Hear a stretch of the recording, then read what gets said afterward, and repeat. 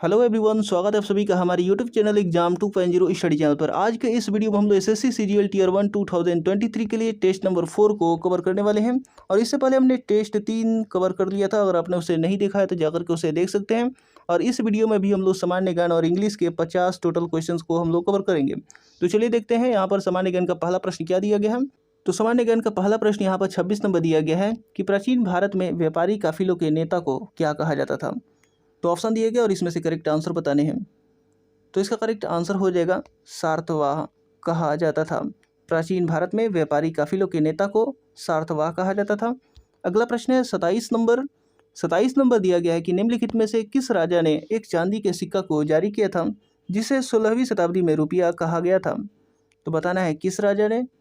तो इसका correct answer हो जाएगा ऑप्शन नंबर सी यानी शेर शाह सूरी ने। अगला प्रश्न है 28 नंबर की मैडम भिखाजी कामा ने 1907 में पहली बार भारतीय राष्ट्रीय ध्वज को निम्नलिखित में से किस स्थान पर फहराया था। तो बताना है किस स्थान पर फहराया था। तो ऑप्शनों में से करेक्ट ऑप्शन हो जाएगा ऑप्शन नंबर ए यानी स्टुटगार्ट पर। अगला प्रश्न देखते हैं 29 नंबर दिया गया कि अप्रैल 1929 में भगत सिंह ने किसके साथ विधानसभा में बम फेंका था। तो बताना है किसके साथ बम फेंका था।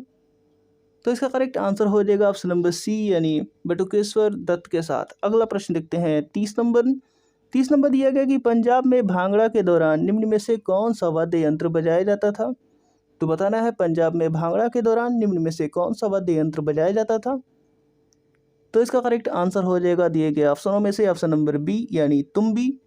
अगला प्रश्न 31 नंबर दिया गया है कि निम्नलिखित में से कौन सा त्यौहार मणिपुर में मनाया जाता है। तो बताना है कौन सा त्यौहार मणिपुर में मनाया जाता है। तो इसका करेक्ट आंसर हो जाएगा ऑप्शन नंबर डी यानी योसांग या योसांग। अगला प्रश्न देखते हैं 32 नंबर। अब 32 नंबर यहाँ पर दिया गया है कि भारत में निम्नलिखित में से किस प्रकार की मृदा को स्थानीय स्तर पर रेगुर मृदा कहा जाता है। तो बताना है किस प्रकार की मृदा को कहा जाता है। तो इसका करेक्ट आंसर हो जाएगा ऑप्शन नंबर ए यानी काली कपासी मृदा को। अगला प्रश्न 33 नंबर। अब 33 नंबर यहाँ पर दिया गया है कि कावेरी नदी का बेसिन निम्नलिखित में से किस राज्य तक नहीं फैला हुआ है। तो बताना है ऑप्शन में से कौन सा करेक्ट होगा, किस राज्य तक नहीं फैला हुआ है। तो इसका करेक्ट आंसर हो जाएगा ऑप्शन नंबर सी यानी आंध्र प्रदेश। अगला प्रश्न है 34 नंबर दिया गया है कि निम्नलिखित में से कौन सा पर्वत शिखर पूर्वी घाट पर स्थित है। तो इसका करेक्ट आंसर क्या होगा, कौन सा पर्वत शिखर पूर्वी घाट पर स्थित है। तो इसका करेक्ट आंसर हो जाएगा ऑप्शन नंबर सी यानी महेंद्रगिरी। अगला प्रश्न है 35 नंबर दिया गया कि मिएंडर नाम का भूभाग द्वारा बना होता है। तो किसके द्वारा बना होता है मिएंडर नाम का भूभाग। तो इसका करेक्ट आंसर बताइए। तो इसका करेक्ट आंसर हो जाएगा ऑप्शन नंबर सी यानी नदी द्वारा बना होता है। और दोस्तों ये वीडियो आपको पसंद आ रहा है तो इसको लाइक कीजिएगा और चैनल को अभी तक सब्सक्राइब नहीं किया है तो चैनल को सब्सक्राइब करके बेल आइकन बटन भी दबा दीजिए ताकि हमारा एक भी वीडियो को नोटिफिकेशन आपसे मिस ना हो सके। तो यहाँ पर 36 नंबर देखते हैं। 36 नंबर दिया गया है कि ताज ट्रेपेजियम जोन TTZ ताजमहल के चारों ओर किलोमीटर स्क्वायर का एक अधिसूचित क्षेत्र है जो स्मारक को प्रदूषण से संरक्षित करने के लिए है। तो आपको बताना है कितने किलोमीटर स्क्वायर का एक अधिसूचित क्षेत्र है। तो इसका करेक्ट आंसर हो जाएगा दिए गए ऑप्शनों में से ऑप्शन नंबर डी यानी 10,400 किलोमीटर स्क्वायर। अगला प्रश्न देखते हैं 37 नंबर। अब 37 नंबर यहाँ पर दिया गया है कि निम्नलिखित में से कौन नियमों के माध्यम से राज्य लोक सेवा आयोग के सदस्यों की संख्या और उनकी सेवा की शर्तों का निर्धारण कर सकता है। तो बताना है कौन कर सकता है। तो इसका करेक्ट आंसर हो जाएगा दिए गए ऑप्शनों में से ऑप्शन नंबर बी यानी राज्यपाल। अगला प्रश्न देखते हैं 38 नंबर। इसके बाद अगला प्रश्न यहाँ पर 38 नंबर दिया गया है कि भारतीय संविधान के अनुच्छेद 360 के तहत जारी एक उद्घोषणा को संसद के द्विसदनों के प्रस्ताव द्वारा कितनी अवधि में पारित किया जाना आवश्यक है। तो बताना है कितनी अवधि में। तो इसका करेक्ट आंसर हो जाएगा ऑप्शन नंबर सी यानी 2 महीनों के भीतर। अगला प्रश्न है 39 नंबर की प्रथम पिछड़ा वर्ग आयोग की अध्यक्षता किसके द्वारा की गई थी। तो बताना है प्रथम पिछड़ा वर्ग आयोग की अध्यक्षता किसके द्वारा की गई थी। तो इसका करेक्ट आंसर हो जाएगा ऑप्शन नंबर डी यानी काका कालेलकर द्वारा। अगला प्रश्न है 40 नंबर यहाँ पर दिया गया कि IFSC कोड अंकों वाला संख्याओं और अक्षरों से निर्मित कुट होता है जो विशिष्ट रूप से किसी बैंक की शाखा को चिन्हित करता है। तो बताना है कितने अंकों वाला संख्याओं और अक्षरों से निर्मित कुट होता है। तो इसका करेक्ट आंसर हो जाएगा ऑप्शन नंबर डी यानी 11। अगला प्रश्न देखते हैं 41 नंबर। अब 41 नंबर यहाँ पर दिया गया है कि भारतीय रिजर्व बैंक आरबीआई की मौद्रिक नीति समिति मॉनेटरी पॉलिसी कमेटी में कुल कितने सदस्य होते हैं। तो बताना है कुल कितने सदस्य होते हैं। तो इसका करेक्ट आंसर हो जाएगा ऑप्शन नंबर डी यानी 6 होते हैं। अगला प्रश्न देखते हैं 42 नंबर। अब 42 नंबर दिया गया कि एक गोलीय दर्पण में ध्रुव से प्रमुख फोकस की दूरी को किस नाम से जाना जाता है। तो बताना है ध्रुव से प्रमुख फोकस की दूरी को किस नाम से जाना जाता है। तो इसका करेक्ट आंसर हो जाएगा ऑप्शन नंबर डी यानी फोकल लंबाई। इसका अगला प्रश्न है 43 नंबर। 43 नंबर दिया गया कि रेडान के बारे में निम्नलिखित में से कौन सा कथन असत्य है। यहाँ पर असत्य बताना है रेडान के बारे में। तो ऑप्शन दिया गया, ऑप्शन को पढ़िए और इसका करेक्ट आंसर बताइए। तो इसका करेक्ट आंसर मैं आपको बता दे रहा हूँ। इसका करेक्ट आंसर हो जाएगा ऑप्शन नंबर ए यानी रेडान गैस का रंग जो होता है वो हरा होता है। ये कथन जो है वो असत्य है। रेडान गैस का रंग जो होता है वो रंगहीन होता है, कलरलेस होता है। अगला प्रश्न देखते हैं 44 नंबर। 44 नंबर दिया गया है दहन के लिए निम्नलिखित में से कौन सी गैस अनिवार्य है। तो बताना है दहन के लिए कौन सी गैस अनिवार्य है। तो इसका करेक्ट आंसर हो जाएगा दिए गए ऑप्शनों में से ऑप्शन नंबर ए यानी ऑक्सीजन। अगला प्रश्न देखते हैं 45 नंबर की निम्नलिखित में से कौन सा हार्मोन आपातकालीन परिस्थितियों के प्रति हमारी प्रतिक्रिया को सक्षम बनाता है। तो बताना है कौन सा हार्मोन है। तो इसका करेक्ट आंसर हो जाएगा ऑप्शन नंबर डी यानी एड्रेनलिन। अगला प्रश्न देखते हैं 46 नंबर। 46 नंबर दिया गया है कि निम्नलिखित में से कौन सा विटामिन जल में घुलनशील होता है। तो बताना है कौन सा विटामिन जल में घुलनशील होता है। तो इसका करेक्ट आंसर हो जाएगा ऑप्शन नंबर सी यानी विटामिन सी। अगला प्रश्न है 47 नंबर। 47 नंबर दिया गया है कि निम्नलिखित में से कौन सा एक ऑनलाइन चैट सॉफ्टवेयर नहीं है। तो बताना है कौन सा एक ऑनलाइन चैट सॉफ्टवेयर नहीं है। तो इसका करेक्ट आंसर हो जाएगा ऑप्शन नंबर डी यानी AWS। अगला प्रश्न देखते हैं 48 नंबर। अब 48 नंबर यहाँ पर दिया गया है कि निम्नलिखित में से कौन पुस्तक ब्रिजिटल नेशन के सहलेखक हैं। तो आपको बताना है ब्रिजिटल नेशन के सहलेखक कौन है। तो इसका करेक्ट आंसर हो जाएगा ऑप्शन नंबर सी यानी N चंद्रशेखरन। अगला प्रश्न देखते हैं। अगला प्रश्न यहाँ पर दिया गया 49 नंबर की भारत ने 1952 में ओलंपिक में अपना पहला व्यक्तिगत पदक किस स्थान पर प्राप्त किया था। तो बताना है किस स्थान पर प्राप्त किया था। तो इसका करेक्ट आंसर हो जाएगा दिए गए ऑप्शनों में से ऑप्शन नंबर सी यानी हेलसिंकी। अगला प्रश्न देखते हैं 50 नंबर। इसका अगला प्रश्न यहाँ पर 50 नंबर दिया गया जो कि जीके जीएस का लास्ट प्रश्न है। श्री जयवर्धनपुरा कोटे निम्नलिखित में से किस देश की वैधानिक राजधानी है। तो बताना है किस देश की वैधानिक राजधानी है श्री जयवर्धनपुरा कोटे। तो इसका करेक्ट आंसर हो जाएगा दिए गए ऑप्शनों में से ऑप्शन नंबर बी यानी श्रीलंका का। तो यहाँ पर सामान्य ज्ञान के सभी क्वेश्चंस कंप्लीट हो गए। अब हम लोग इंग्लिश के पहले प्रश्न को देखते हैं।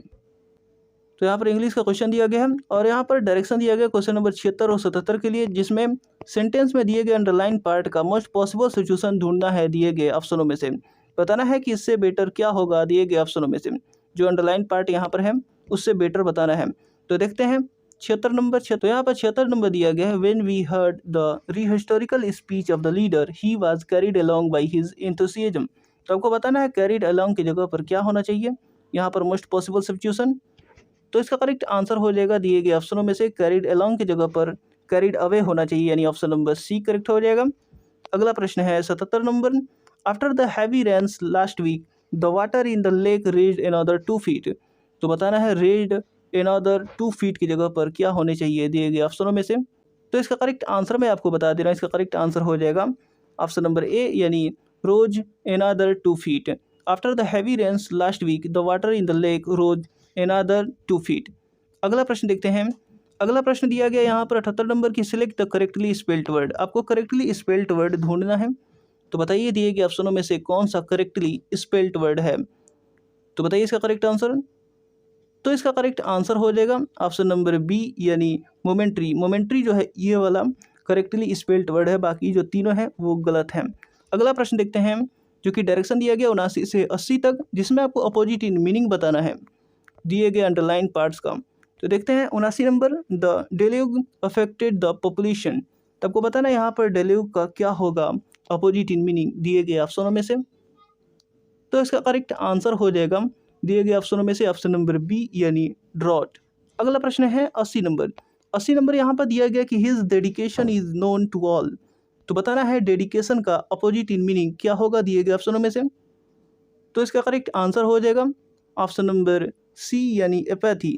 डेडिकेशन का हो जाएगा एपैथी। अगला प्रश्न देखते हैं 81 नंबर। इसके बाद अगला प्रश्न यहाँ पर 81 से 84 तक डायरेक्शन दिया गया, जिसमें आपको बताना है कि किस पार्ट में एरर है सेंटेंस का। तो चलिए देखते हैं। 81 नंबर दिया गया कि the importance of trade in Mughal times reinforced the cultural definition of wealth as something comprising of movable property. और चौथा ऑप्शन है नो एरर। तो बताइए इसमें से किस पार्ट में एरर है। तो इसका करेक्ट आंसर मैं आपको बता दे रहा हूँ। इसका करेक्ट आंसर हो जाएगा पार्ट सी, यानी यहाँ पर एरर है, कंप्राइजिंग के साथ यहाँ पर ऑफ नहीं होगा। अगला प्रश्न देखते हैं 82 नंबर। 82 नंबर दिया गया कि in the 19th century most traditional scholars try to stay clear from the imperial government no error. तो बताना है इसमें किस पार्ट में एरर है। In the 19th century most traditional scholars try to stay clear from the imperial government.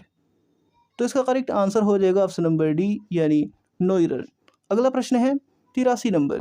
83 number दिया गया कि he began his discussion by pointing over that man and women had different biological function no error. तो बताइए इसमें किस part में error है 83 number का। तो इसका करेक्ट आंसर मैं आपको बता दे रहा हूँ। इसका करेक्ट आंसर हो जाएगा ऑप्शन नंबर ए, यानी he began his discussion by pointing over. Pointing over की जगह पर होना चाहिए, यहाँ पर ओवर की जगह पर होना चाहिए आउट, पॉइंटिंग आउट, ठीक है, OUT, आउट होना चाहिए। अगला प्रश्न देखते हैं 84 नंबर। 84 नंबर दिया गया कि select the correct passive form of the given sentence. यहाँ पर पैसिव फॉर्म बताना है जो सेंटेंस यहाँ पर दिया गया है, children leave all kind of things in the school. तो आपको बताना है children leave all kinds of things in the school का पैसिव वॉइस क्या बनेगा दिए गए ऑप्शनों की सहायता से। तो इसका करेक्ट आंसर मैं आपको बता दे रहा हूँ। इसका करेक्ट आंसर हो जाएगा all kinds of things are left in the school by children. अगला प्रश्न देखते हैं। इसका अगला प्रश्न यहाँ पर 85 नंबर दिया गया कि select the correct passive form of the given sentence. यहाँ पर सेंटेंस दिया गया, इसका भी पैसिव फॉर्म बनाना है। तो बनाइए इसका। A fierce looking dog guarded the house. तो इसका पैसिव फॉर्म क्या बनेगा। तो इसका करेक्ट आंसर मैं आपको बता दे रहा हूँ। इसका करेक्ट आंसर हो जाएगा option number D, the house was guarded by a fierce looking dog. अगला प्रश्न है डायरेक्शन क्वेश्चन नंबर 86 से 87 तक, जिसमें आपको नियरेस्ट इन मीनिंग बताना है जो सेंटेंस में अंडरलाइन पार्ट है उसका। तो चलिए देखते हैं 86 number. Mohan remain morose this days. तो मोरोज का आपको बताना है क्या होगा दिए गए ऑप्शनों में से इसका नियरेस्ट इन मीनिंग। तो इसका करेक्ट आंसर हो जाएगा ऑप्शन नंबर डी, यानी सलेन। मोरोज का हो जाएगा सोलेन हो जाएगा। अगला प्रश्न है 87 नंबर की ही वॉज रिलक्टेंट लर्नर। तो आपको रिलक्टेंट का बताना है क्या होगा नियरेस्ट इन मीनिंग। तो इसका करेक्ट आंसर बताना है, जल्दी से बताइए। तो इसका करेक्ट आंसर हो जाएगा ऑप्शन नंबर सी, यानी अनविलिंग। रिलक्टेंट का हो जाएगा अनविलिंग। इसका अगला प्रश्न यहाँ पर 88 नंबर दिया गया, select the correct direct narration of the given sentence. जो सेंटेंस दिया गया इसका डायरेक्ट नरेशन सेलेक्ट करना है दिए गए ऑप्शनों में से। तो यहाँ पर इनडायरेक्ट फॉर्म में दिया गया, आपको डायरेक्ट फॉर्म में बताना है। The tutor asked his people where he had learned his English from. तो आपको बताना है इसका डायरेक्ट फॉर्म क्या बनेगा दिए गए ऑप्शनों में से। तो इसका करेक्ट आंसर मैं आपको बता दे रहा हूँ। इसका करेक्ट आंसर हो जाएगा ऑप्शन नंबर डी, यानी the tutor asked his people where did you learn your English from. इसके बाद अगला प्रश्न यहाँ पर 89 से 90 तक डायरेक्शन दिया गया, जिसमें आपको PQRS को रीअरेंज करके करेक्ट सीक्वेंस बनाना है। तो बताना है इसका करेक्ट सीक्वेंस क्या बनेगा। पी यहाँ पर दिया गया, are often rooted the causes of extreme poverty in the inequalities of social systems. तो बताना है इसका करेक्ट आंसर क्या होगा, इसका करेक्ट सीक्वेंस क्या बनेगा। तो इसका करेक्ट आंसर बताइए जल्दी से। तो इसका करेक्ट आंसर मैं आपको बता दे रहा हूँ। इसका करेक्ट आंसर हो जाएगा the causes of extreme poverty are often rooted in the inequalities of social system. तो इसका करेक्ट आंसर हो जाएगा QRPS। QRPS यानी यहाँ पर करेक्ट हो जाएगा ऑप्शन नंबर ए, यानी QRPS। अगला प्रश्न 90 नंबर। अगला प्रश्न यहाँ पर 90 नंबर दिया गया कि a person by the way he behaves and you must जज not by the way he looks. तो आपको बताना है यहाँ पर करेक्ट सीक्वेंस क्या होगा PQRS का। तो जल्दी से इसका करेक्ट आंसर बताइए।